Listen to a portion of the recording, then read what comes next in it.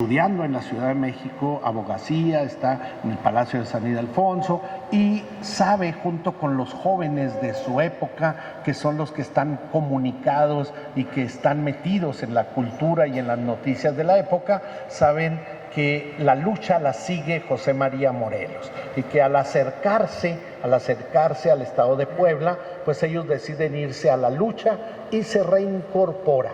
Hay otro personaje que va al mismo tiempo, en los mismos tiempos que él, que es Mier Terán, y se reincorporan a la lucha, y de ahí pues empieza en las armas. No era un joven común, era un joven criollo de primera generación, de buena familia, ya con estudios universitarios. Entonces se va y le toca estar en lo que es el sitio de Oaxaca. Y el sitio de Oaxaca, pues hay mucho mito, mucha leyenda, mucha historia al respecto, pero es donde sucede, donde se logra fraguar esa frase célebre de él, cuando le toca un punto muy difícil, por el templo del refugio más o menos. Entonces hay un foso, está la guarnición realista y es difícil ganar el sitio, y él dice a los soldados: va mi espada en prenda, voy por ella. Y con esa valentía que él manifestó, pues también su ejército la manifiesta. De ahí tiene un gran triunfo que se lo reconoce Morelos en público, y él le pide que de ahí en adelante va a modificar su nombre, que quiere llamarse Guadalupe Victoria. Guadalupe porque era un gran devoto de Nuestra Señora de Guadalupe, y Victoria por la victoria obtenida y la victoria que se iba fraguando. Creo que fue una clave fundamental el haber tenido ese nombre, porque ese nombre por sí solo le facilitó muchísimas cosas y jaló a mucha gente, pero las cosas no fueron fáciles. Se vinieron tiempos difíciles y muchos de los insurgentes fueron cayendo, otros se vino un periodo álgido de la guerra, donde ya los insurgentes no veían la luz. Entonces algunos de ellos prefirieron amnistiarse. Él nunca recibió la amnistía y se esconde, se desaparece por aproximadamente 2 años. 2 años y meses, 2 años y 2 meses aproximadamente. Hay mitos al respecto de que cuando lo encuentra Antonio López de Santa Anna, que lo encontró en condiciones difíciles y pésimas, pero la realidad es que se encontraron y se vuelve a reiniciar, se vuelve a reincorporar a la lucha, pero ya las cosas habían cambiado. Los antiguos realistas ahora eran trigarantes, mismo Santa Anna. Sin embargo, Santa Anna lo restituye como jefe de armas en la provincia de Veracruz, y logra irse, se van a la Ciudad de México a entrevistar con Agustín de Iturbide. Y al estar en las pláticas con Agustín de Iturbide, pues no coincidieron absolutamente nada.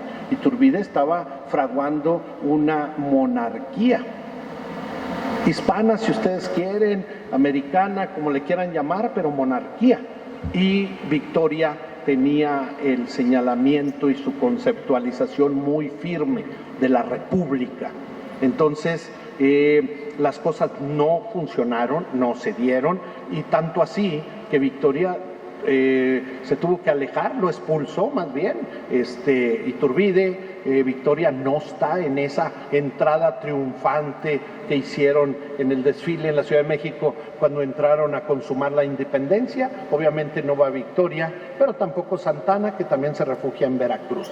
Entonces en Veracruz van a dar 3 personajes muy importantes: Guadalupe Victoria, Antonio López de Santa Anna y Joel Robert Ponser o Pons, no lo sé pronunciar muy bien, pero es el embajador de Estados Unidos en México y que influenciaba muchísimo, pero fue un personaje que trajo las logias masónicas a México, a las nuevas tierras en ese momento, y ahí es cuando Victoria se convierte en masón yorquino. Luego mismo Santa Anna también empiezan a formular situaciones y hacen el plan de Veracruz, que luego se convierte en plan de Casamata, donde promulgan o piden la República Federada, la Federación, ¿sí? Entonces, todos estos acontecimientos se dieron de tal manera que estos ataques y el ejército que manda Iturbide a combatirlos también se va de su lado, porque resulta que también eran masones y negociaron. Entonces tuvo que claudicar a su imperio. Iturbide deja la corona, deja el imperio, se va a Veracruz, custodiado por Nicolás Bravo, y es exiliado. Entonces se hace un nuevo gobierno, una nueva forma de gobierno. El Congreso establece un gobierno, digámoslo así, provisional, mientras hay elecciones. Y en eso nombran a 6 personas muy importantes para que gobiernen mientras tanto. Pues muy curioso para nosotros en la actualidad, de 2 equipos de 3, y los 3 gobernaban alternadamente. Y de esos personajes sí los anoté porque sí se los quiero mencionar, quiénes eran esos personajes que pudieron estar ahí en ese gobierno. Y era Mariano Michelena, Pedro Celestino Negrete, que después fue tan fundamental aquí en la última batalla de la Independencia, Miguel Domínguez, esposo de la corregidora, Nicolás Bravo, los insurgentes más destacados, Vicente Guerrero y Guadalupe Victoria. Pero luego vamos a hablar de cómo esa federación, el 31 de enero de 1824, se promulga el acta de constitutiva de la Federación Mexicana por parte del Congreso Constituyente para hacer una federación. Estamos hablando de 19 estados y 5 territorios. Yo armo este pequeño contexto general para que el licenciado Javier Guerrero se explaye en el tema que él nos va a tratar, pero ya nos ubicamos en el tiempo y en el espacio, porque para todos los ciudadanos a veces es muy fácil perderse cuando se consuma la independencia en el 21, y luego qué pasó enseguida, qué hubo en el 22, qué hubo en el 23, cómo se fragó la Constitución, tanto federal como la del estado de Durango, y cómo se forma el estado. Entonces ahí es donde nos perdemos un poco y es donde queremos afianzarnos bien. Javier. Muchas gracias, Eduardo. Muchas gracias a todos por su asistencia esta tarde. La verdad que la semana pasada que me invitó Eduardo a estar aquí, me dijo un título y lo publicó otro, y vamos a hablar de otro tema, entonces estamos empatados todos sentidos. Sobre lo mismo. Pero es sobre lo mismo. Cuando me pidió que habláramos sobre el proceso de formación del Estado de Durango y de la República, que ahorita hizo un encuadre muy bien hecho del contexto histórico de ese momento que se da entre el inicio de la independencia y el surgimiento del Congreso Constitucional de 1824. Pero luego me involucró el Palacio de Zambrano también. Entonces el Palacio de Zambrano no tiene nada que ver con el proceso de la formación del Estado. Sin embargo, sí suceden aquí algunas cosas, algunos hechos muy preliminares, que no me voy a detener en ellos, los menciono ahorita antes de empezar a leer, nomás para darle el contexto del nombre de la plática del Palacio de Zambrano y el surgimiento de la República. Se ha hablado mucho cuando se crean las diputaciones provinciales, que ahorita vamos a hablar de ello, que en Durango surge la diputación provincial hasta 1820, como surgen las otras diputaciones provinciales en 1820. Sin embargo, la Constitución de Cádiz de 1812 ordenaba la creación de las diputaciones provinciales tanto en España como las de ultramar, las de América. Y en el caso de la Nueva España, en 1813 se formó la Diputación de México, en la Ciudad de México, la Diputación de Guadalajara y la de Durango. Aunque la de Durango fue casi efímera, porque luego desaparece prácticamente termina toda la revolución en España que promulga la Constitución de Cádiz y se dejan de entrar en funciones las diputaciones y van a volver a entrar hasta 1820. La de Durango fue muy tardía en 1813 y se fraguó aquí en este palacio. Aquí en este palacio Zambrano organizó todo el proceso para determinar la organización de esta diputación provincial, la representatividad, y que casualmente la presidía el propio Zambrano. Sí, pero bueno, ese es el único vínculo que tiene el palacio como tal con el proceso de formación del Estado y en los antecedentes que es la Diputación Provincial de 1813. Quiero decirles que es una diputación provincial que no ha sido estudiada, la de 1813 en Durango, porque se partió de que no existió. Sin embargo, en el archivo de Zambrano están los documentos que hablan de cómo se conformó y cómo se eligió la Diputación Provincial de 1813, pero no se ha estudiado. Es un tema pues, que está ahí abierto para quienes se interesen en este periodo de la historia, profundizar y entrar a conocerlo en detalle. Fue efímera, sí fue efímera, pero fue importante porque obedecía justamente pues, al mandato que se había generado del nacimiento de la República Monárquica en España a partir de la Constitución de Cádiz de 1812. Hecha esa introducción para tratar nomás de justificar el título de la plática que me invitó Osvaldo, yo les voy a platicar, les voy a leer un texto que preparé, que es justamente sobre los antecedentes de este proceso, y luego ya al término, si gustan, podemos charlar y platicar y profundizar más en el tema. Lo titulé El sueño de la Nueva Vizcaya, la fallida Federación de Estados.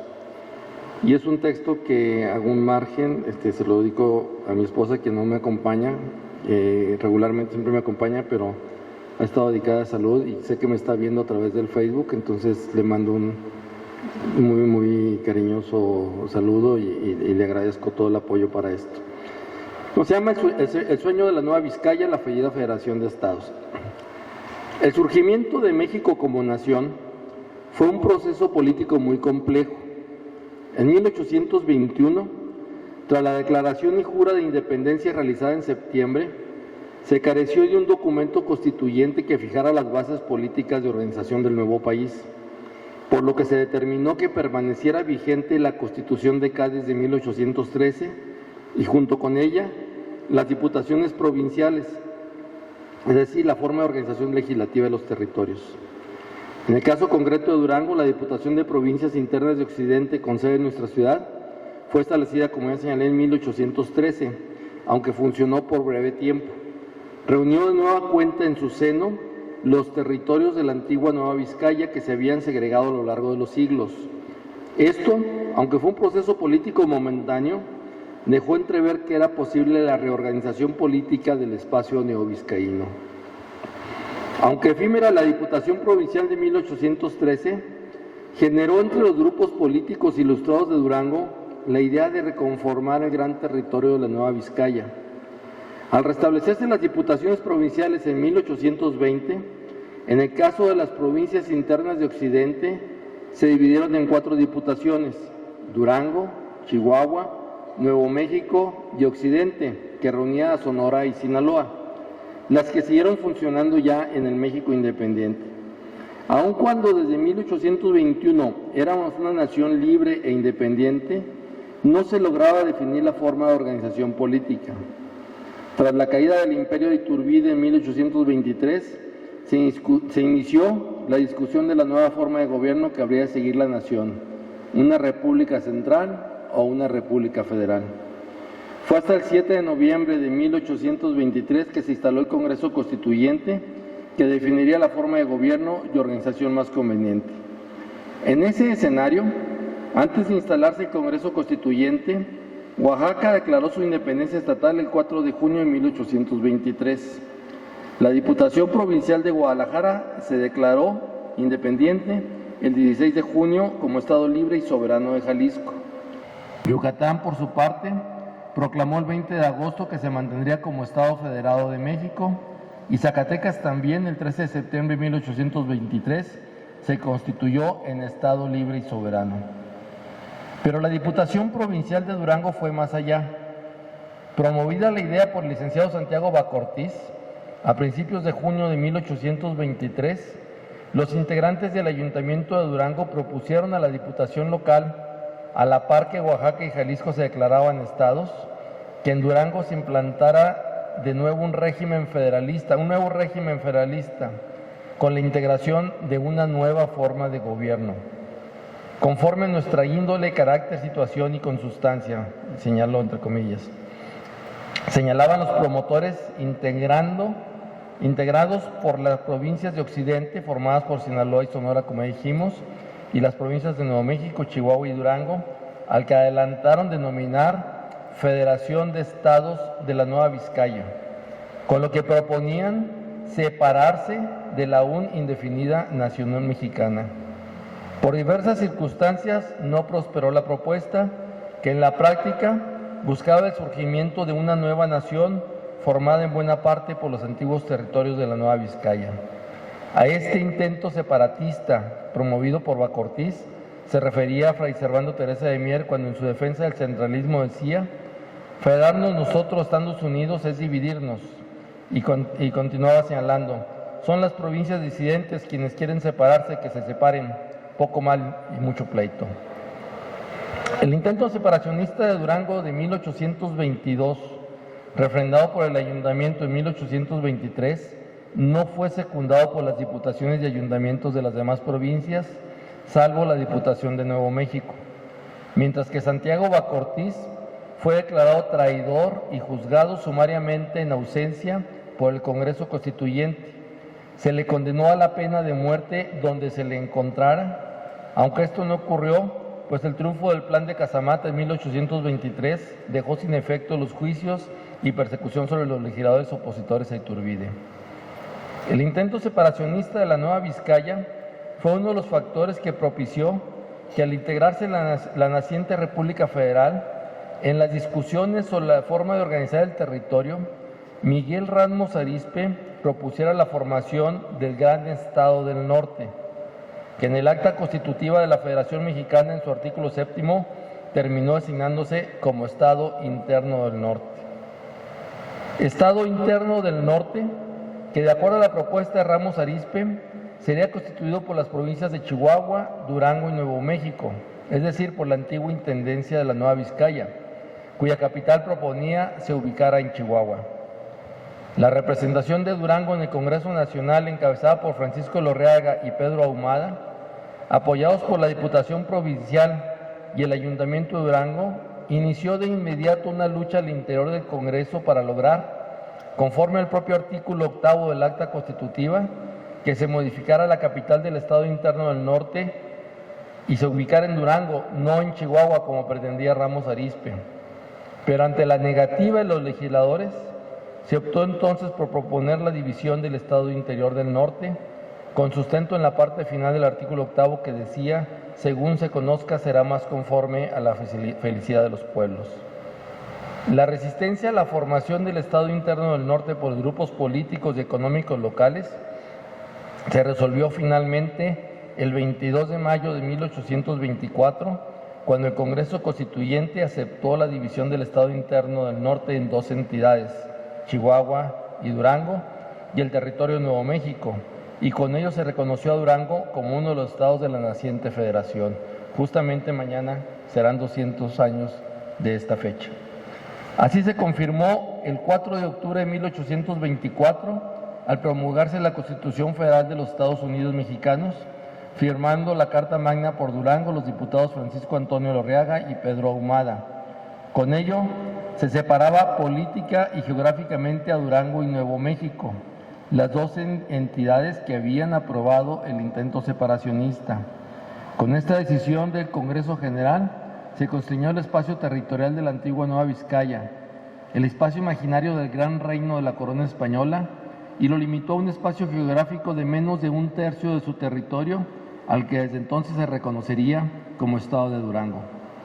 La visión federalista impulsada desde Durango en 1822, una vez constituido un Estado libre y soberano en 1824 y promulgada nuestra primera Constitución local el 1 de septiembre de 1825, se tradujo en ser una de las pocas entidades en transitar durante la Primera República Federal con un sistema bicameral, como lo hizo en 1824 Jalisco y Oaxaca, Yucatán y Veracruz en 1825 y Chiapas, al igual que Durango, en 1826.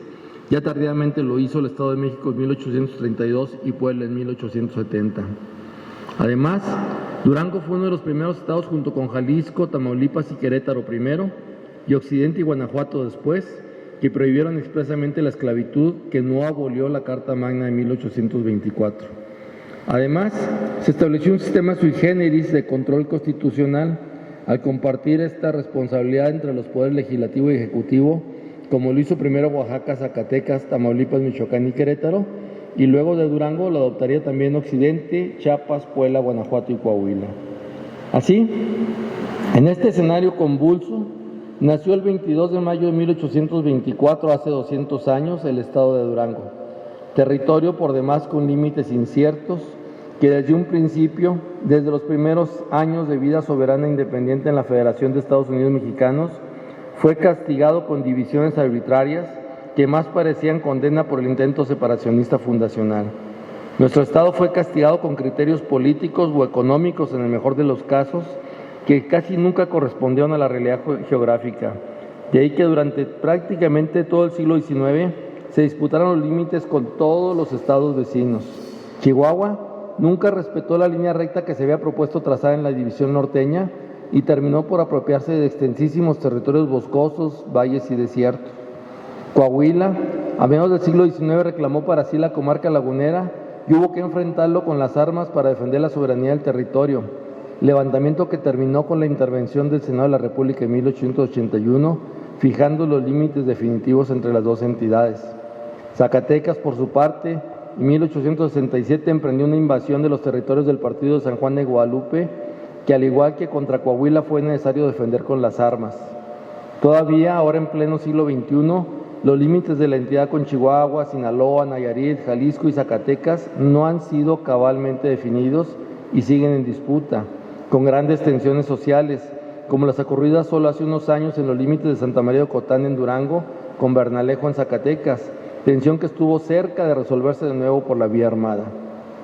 Hoy celebramos 200 años de la incorporación de Durango a la Federación de los Estados Unidos Mexicanos, 2 siglos de historia soberana que han sido muy costoso defenderlos.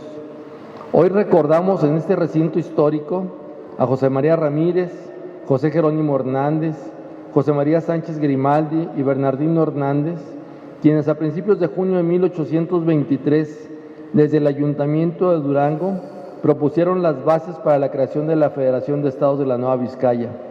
Recordamos a Santiago Bacortiz, quien un año antes, en 1822, defendió la decisión soberana de Durango por constituirse una federación de estados independiente. Recordamos a los diputados Felipe Ramos y Agustín Gamis, quienes junto con los diputados Gaspar Ochoa, Francisco Fierro y Miguel Pérez Gavilán respaldaron la propuesta soberana de la Nueva Vizcaya. A los diputados Francisco Antonio Lorreaga y Pedro Ahumada, que defendieron a Durango en el Congreso General Constituyente hasta lograr que se le reconociera como entidad soberana. Hoy, a 200 años del nacimiento del Estado de Durango, el carácter recio, fuerte, indómito, noble, valeroso de nuestros ancestros y sus lecciones por la soberanía son ejemplos dignos de recordar. Muchísimas gracias por su atención.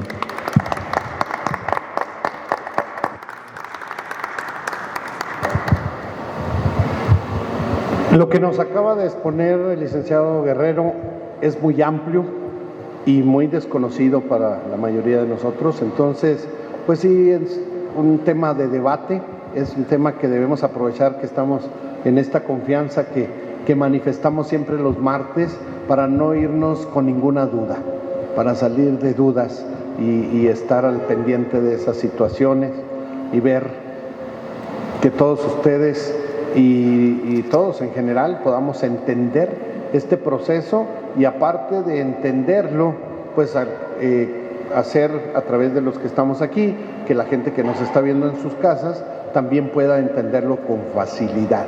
Estamos hablando mucho de Nuevo México, pero luego no nos queda claro en qué momento Nuevo México se queda, el actual Nuevo México claro, pertenece a Estados Unidos, pero en qué momento ya no pertenece, ya no está con Chihuahua, cómo es que se viene finalmente el Durango actual y cómo vemos ese proceso todavía hasta plena revolución, porque todavía vamos a ver que el gobernador Pastor Roel todavía estuvo trabajando bastante con las mojoneras de colindancias, todavía estamos hablando de 1913, donde todavía está discutiéndose muchas colindancias en el norte, en la región Laguna, en todos lados. Y muy recientemente también, que no lo mencionó el licenciado, pero que también hubo problemas serios entre la parte del municipio de Santa Clara, donde tenemos una comunidad que se llama San Marcos, y la gente de esa comunidad de San Marcos, ellos aseguran y creen en gran medida que pertenecen a Miguel Auza, Zacatecas, porque hay que llegar a Miguel Auza y luego ir a San Marcos, que es municipio de Durango, de Santa Clara, y muchos detalles más en las colindancias. El micrófono está abierto, por ahí tenemos un micrófono para quien quiera abordar algo, preguntar algo. En primera instancia, Javier, me da mucho gusto saludarte. Hace que sí te acuerdas de mí, ¿verdad? Hace como 25 años que no tenía el gusto de saludarte, en este momento a la distancia, pero ya iré a estrechar tu mano nuevamente. Hay un personaje clave en la firma de la independencia de México por parte de Iturbide, la Güera Rodríguez. Ahora yo te pregunto, ¿por qué nunca se le menciona a ella?